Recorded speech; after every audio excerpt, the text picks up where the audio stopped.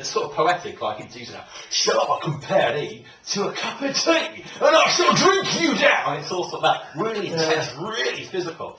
So I thought, right, I know that kind of, practiced it a bit. Off we went to the audition. Everyone else is doing really sentimental, emotional, the kind of auditions that, you know, TV casting directors are looking for. So, oh, you'll be great in Heartbeat, darling, come along, bastards. So I did my Burke-off, which basically involved looking at this guy in the eyes and calling him a bastard and a prick. You fucking prick! I ain't working this shit shop. So basically that was my audition, and he slated me. He destroyed me. Okay. He said afterwards feedback, he went, oh yeah, well done everybody, yeah. To me he went, no, that's terrible. You can't do Burke-off. La la la la la. Really, really personal. The physicality was pathetic. I don't know why I asked you here.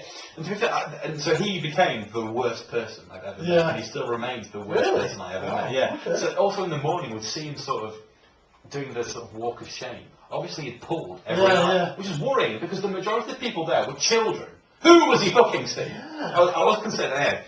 Obviously didn't get part, bad ideas, terrible, didn't really work. So I thought, well, instead of seeing all these shit shows and getting grief from this game man, I'll go to some of the classes that were on offer. Basically, they did sort of lectures and seminars, really useful stuff. I'd love to go, that's the only thing I would go back for, basically, because you could sign up for things like sort of a crash course in stage combat, or a crash course in delivering sex, or really useful bare bones. But I signed up for a lot of the writing ones, and also a lot of the ones that pretty girls were signing up for. Seems reasonable. That was my motivation at the time. I can't argue with your logic. My favourite one was the sitcom writing thing. It's just 2 hours, days, perfect. I think it was raining, that's the only reason I went. And basically it was about, I think it was someone from Channel 4 who pitched Channel 4 and got things commissioned, giving you lots of advice, and by the end of the seminar you have to pitch your own show to the rest of the class. It's a bit of fun. I think, oh, I'll just go crazy, it doesn't matter, I'll do some nuts. And the show that I pitched was about a group of disabled dogs with psychic powers. Wow. I thought, oh, this is crazy, so I pitched this and it's going on. But we all sort of got split into twos, into pairs rather, be more technical, to do this. And I was paired with a deaf 15-year-old boy. Wow. And he didn't have any ideas, so I sort of went a bit deaf. So imagine pitching this as a twosome to a group. That's why I sort of got deaf voice on my head. Which, at the time, I think, this is terrible. I was sort of thinking, oh, maybe this guy from Channel 4 will like my sort of disabled psychic dog sitcom. We ought to write that really. What was it called? It had a really brilliant name. I'll try and dig it out of an old notebook. So I was going, yeah, basically, this is a character here. He's disabled, but he can move things with the power of his mind. So yeah, what do you think of that? And it was, I don't mean to make fun, but it was just such an odd situation. But it went down quite well with the crowd, just for the sort of the comedy of it. Because it's different, isn't it? Yeah. But one night I got a call about 2 o'clock in the morning from that girlfriend from. That's it. Girl. Yeah, from actor girl. She was at Nottingham, not Nottingham, somewhere else in the Midlands, with no association with any kind of sheriff or forest or hood and do-gooder. Oh, someone's going to know her. She called me at 2 o'clock in the morning. How I'm scared. Why? What's wrong? What are you doing? I'm at home with my parents. Yeah, you're right. Yeah, they've gone out for the weekend. I'm scared. What's wrong? Howard, there are ghosts here. Seriously, are you alright? Yeah, there are ghosts here. They're at the window and they keep looking in at me. Are you sure? Are you sure it's not like someone trying to get in? No, they're not real people. Listen to me. They are not real people. They are ghosts and they are trying to get in. And I'm scared. I want you to come here now. I went, no, don't say anything. I'm in Scarborough. I can't really leave. It's 2 o'clock in the morning. I can't get down to Midlands. There's no way to do that. No, well, I'm scared. They're trying to get in. So, well fuck you. Hung up. It freaked me out. 2 o'clock in the morning. Just the image of a face peering in. It freaked me out. I have no idea to today what she meant by that. Because the week later, when I got back to York, we split up. Okay. And all we were talking about was a split up, and it sort of ended messily. I never actually found out from her what the fuck she was on about. But there were ghosts in her house staring at us. She been drinking? I don't know. I really don't know. She wasn't that kind of. She wasn't nuts in any way, apart from letting me touch a boob in the student union while pretending to be my care. Of course, yeah, which is a special kind of crazy. I like girls like that. Kind of crazy, yeah. Kind of crazy. But no, but ghosts. But anyway, back to the festival. On the last night, there was a big party.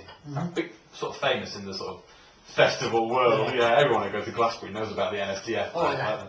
Basically, Really to because you couldn't get into that part. yeah, oh, we can't get into the SDF. Glastonbury it is then, Leeds next. So the whole night, and the last night, there's no shows, there's no discussions, there's no classes, it's just a big party. And everyone, hundreds of people take over the Spa complex in Scarborough. It was great, and I thought, well, we've not really been out as a foursome most of the week, we've been too busy, we've come straight home and slept and then done something else. Let's get really drunk, let's have a party.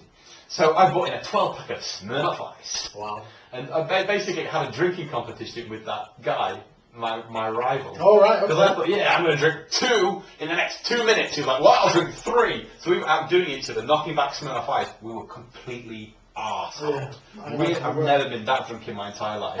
And this was at 6 p.m. Wow. I remember it was that time because we were watching Neighbours, knocking back Smirnoff Ice. Wow. So we staggered down to the Spa complex, and it was horrific. Because we were so completely drunk. The majority of people there were too young to drink. Oh, it was all nice, quite polite. Everyone else is sort of, oh yeah, nice sort of, got a bit crazy toward the end, but we were the embarrassment. Oh, brilliant. The two of us, because when we got there, me and this chap sort of went off on our own sort of terrible twosome.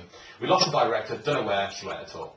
The other girl, who would become my girlfriend in future months, basically spent the entire night getting up with as many of the actors as she could. That was networking to her. That's probably why she's in LA now. But from what I remember, she was just kissing lots and lots of people, which I find hilarious. Yeah. But the one thing of the night kept skipping. I was so drunk, I'd miss an hour. Like, I'd be, hey, it's 8 o'clock. Oh, no, it's 9 o'clock. It's that kind of drunk. Okay. And I remember having a really heated discussion with this group of what was possibly children about Stephen Burkoff, because one of them had been in the auditions, and they said to me at one point, oh, I quite liked your Burkoff. And I went off on a rant about how it is legitimate, how it is, I got so angry and so mad that I left my body. And I took a step back, and I could see myself berating these kids and sort of shouting really passionately. Yeah. I couldn't, for the life of me, know what I was saying. I just saw my mouth moving. New words were coming out. New people were listening, but I was thinking, what am I saying? Good grief! This is an out-of-body experience. I'm quite passionate. Yeah, but I've no idea how that ended. Wow. Because the next thing I remember was leaning over the sea wall of Scarborough, throwing up into the sea with this guy. Well, I thought we were throwing up into the sea. It turns out we were throwing up onto people on the beach. Oh. Because we heard screams, we got, and then these guys started to chase us. I just remember running. Yeah. But the next morning we woke up, worst hangover ever. Terrible. Me and the other guy in the bunk bed, and the other girl who was getting up with people in bed, alone.